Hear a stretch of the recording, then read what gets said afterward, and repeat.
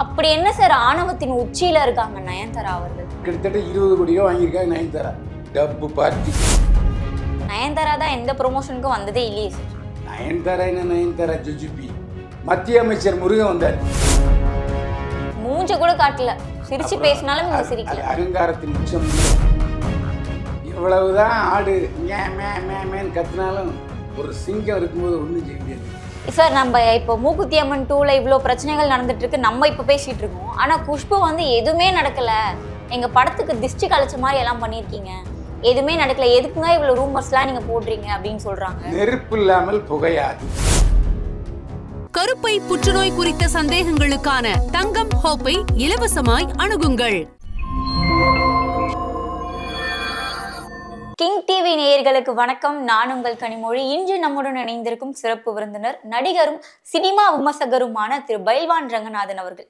Sir வணக்கம் sir. என்னை வாழ வைத்துக் கொண்டிருக்கும் யூடியூப் சேனல் நேயர்களுக்கு நன்றியும் வணக்கம். சார், மூக்குத்தி அம்மன் 2 படம் வந்து ஆரம்பத்தில இருந்தே பல பிரச்சனைகள். ஆர்ஜே பாலாஜி தான் ஃபர்ஸ்ட் படம் பண்ணாரு. பிறகு அவர் சம்பள உயர்வு கேட்டதுனால அது சுந்தர்சி கைக்கு மாறுச்சு. இந்த பட பூஜையில இருந்தே பல்வேறு பிரச்சனைகள் ஏற்பட்டு வருது. அதை நம்ம சோசியல் மீடியால பார்த்துட்டு தான் இருக்கோம்.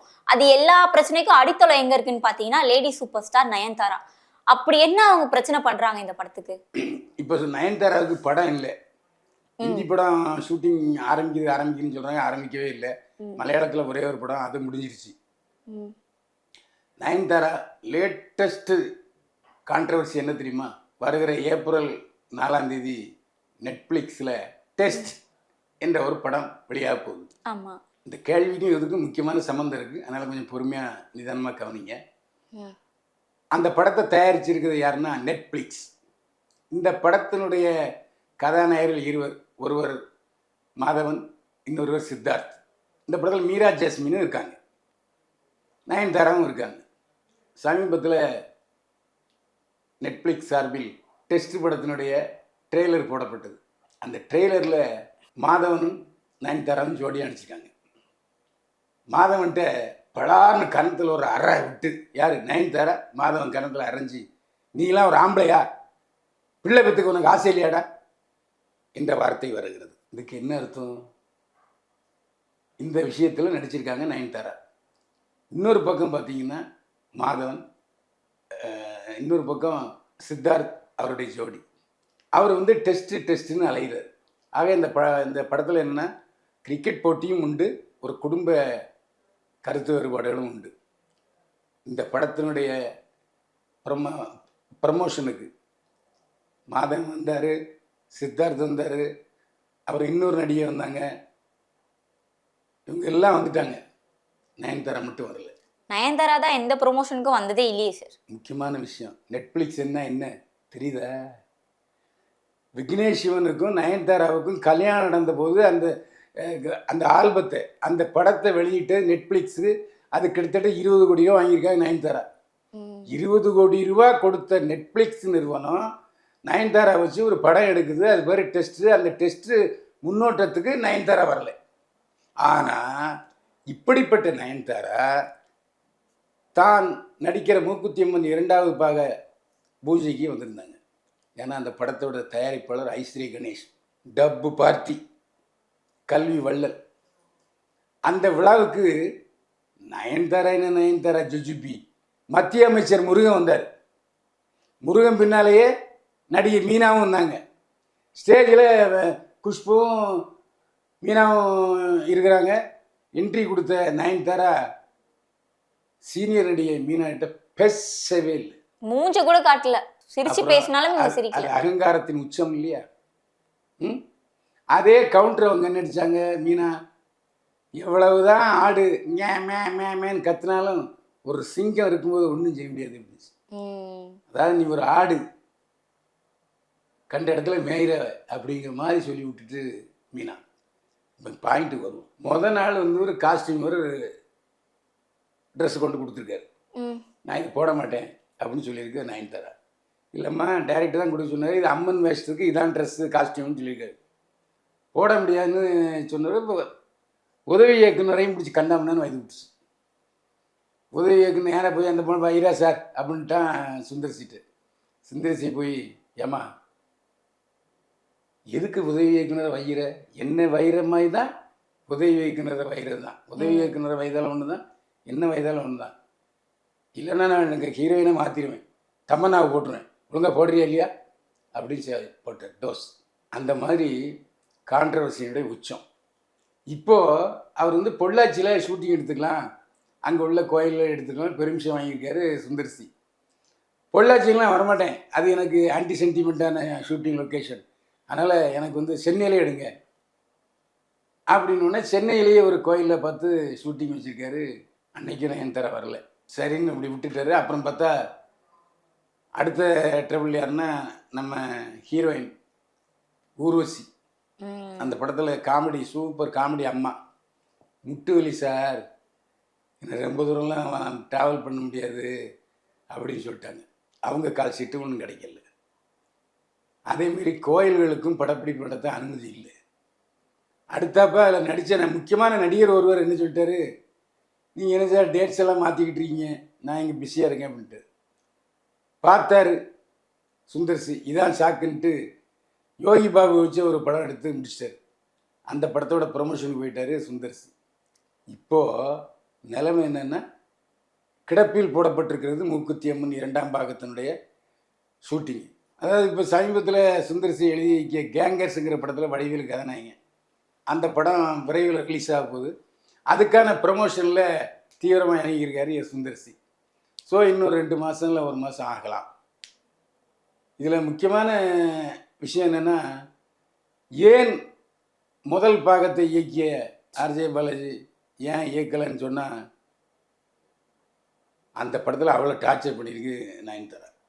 ஐயையே இதை வச்சுலாம் 2ஆம் பாகம் எடுக்க முடியாதுன்னு சொன்னார். அவர் நல்ல நேரம் இப்போ சூர்யா படத்தை டைரக்ட் பண்ணிகிட்டு இருக்காரு ஆர்ஜே பாலாஜி.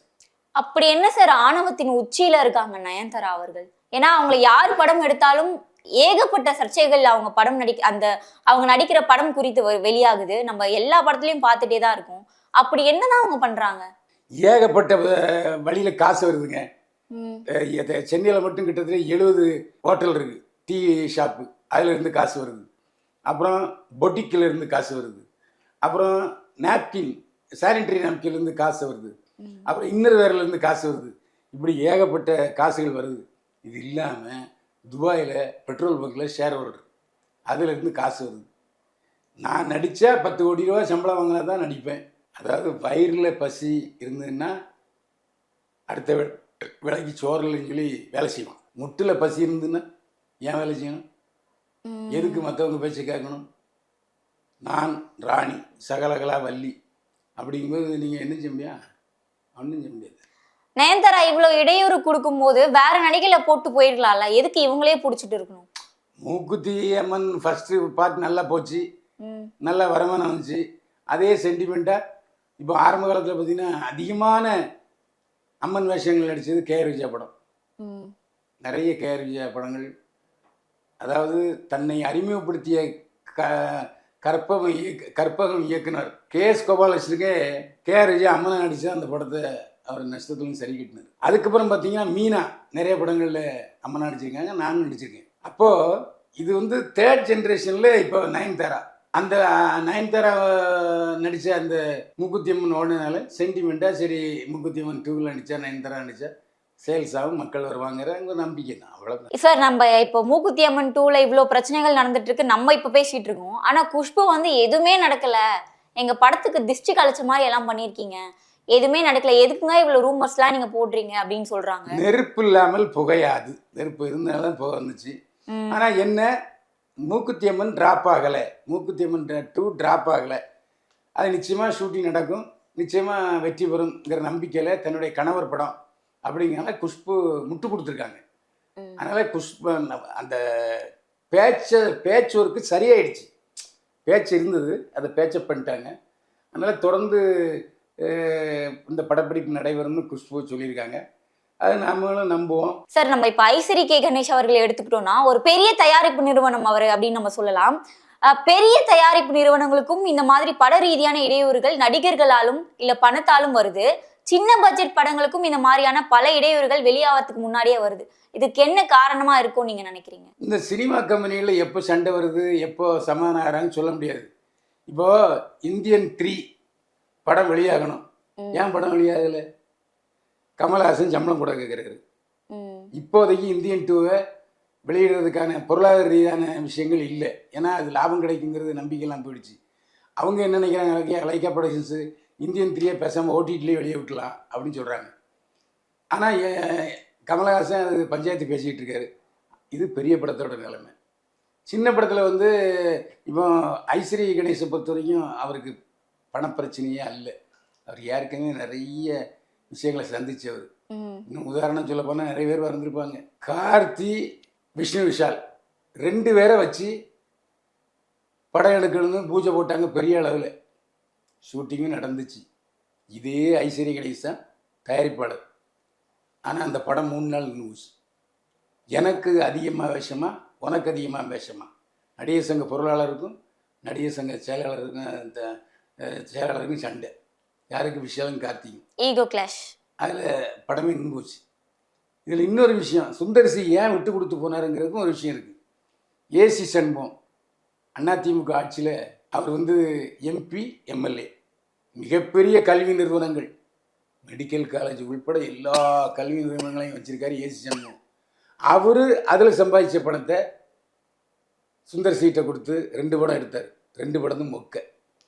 அப்போது ஒரு கல்வி நிறுவனங்களுடைய அதிபர் சினிமாக்காரராகி சுந்தர் சியால் நஷ்டம் அடைஞ்சிட்டார்.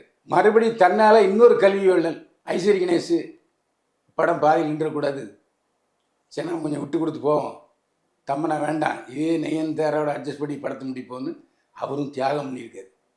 இந்த மாதிரி விஷயங்கள் நிறைய இருக்குது. ஆனால் ஐஸ்வர்யாவை பொறுத்த வரைக்கும் சாதாரணமான ஆளே அல்ல. அதிமுகவில் ஜெயலலிதா இருக்கும்போது அதிமுகவுடைய மாணவரணி செயலாளர். அவர் எம்எல்ஏ கிடையாது, எம்எல்சி கிடையாது, எம்பி கிடையாது, கவுன்சிலர் கூட கிடையாது.